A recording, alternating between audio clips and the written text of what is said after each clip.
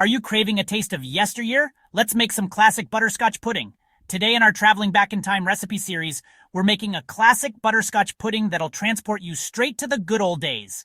First up, the ingredients. You'll need 1 cup of brown sugar, 1/2 cup of butter, 3 cups of whole milk, 1/4 cup of cornstarch, a pinch of salt, 1 teaspoon of vanilla extract. Got it? Brilliant! Now let's get cooking. Step 1. Melt the butter in a saucepan over medium heat. Add the brown sugar and stir until it's bubbly and smooth. Next, in a separate bowl, whisk together the cornstarch, salt, and milk. Slowly pour this mixture into your pan, stirring constantly. Don't stop stirring, or you'll end up with lumpy pudding. Keep cooking and stirring until it thickens up.